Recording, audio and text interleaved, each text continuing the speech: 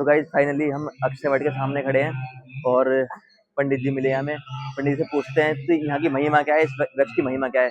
तो पंडित जी कुछ बताएंगे यहाँ के बारे में। हाँ भैया, ये 4 युग का अमर स्थान, सतयुग, त्रेता युग, द्वापर और कलयुग।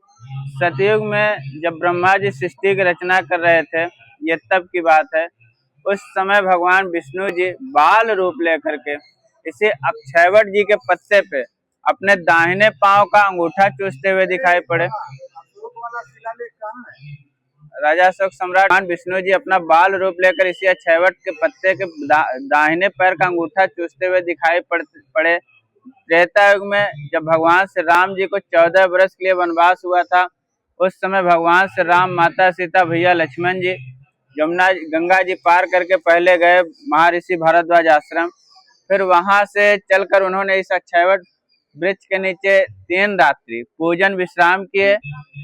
फिर पूजन विश्राम करने के बाद जमुना जी पार करके चित्रकूट को गए। चित्रकूट जाने के पश्चात उसी समय राजा दशरथ जी की मृत्यु हुई। जब राजा रामचंद्र जी का वनवास हुआ था, तो भगवान रामचंद्र जी पुनः वापस आकर के इसे अक्षयवट जी की वृक्ष के नीचे अपने पिता राजा दशरथ जी का पहला पिंडदान यहाँ पारा, दूसरा काशी, तीसरा गया जी में। तब राजा दशरथ जी बैकुंठ को गए। और द्वापर युग में हाँ वहां पर भी द्वापर युग में भगवान श्री कृष्ण जी के साथ 5 पांडव इसी अज्ञातवास में इसी अक्षयवट वृक्ष के नीचे छिप कर थे। और कलयुग में हम आ पाते हैं। एक बार हाथ जोड़े, प्रेम बोले अक्षयवट भगवान की जय।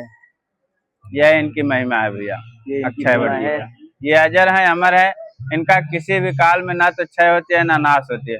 रामायण में लिखा है, पूज्य ही माधव पदजल जाता, परख से अक्षयवट हर्षित गाथा, और चल मन त्याग अक्षयवट दर्शन, त्रिवेणी पापा घरनी, मात पिता के तर्पण करके पूर्ण करो अपनी करनी।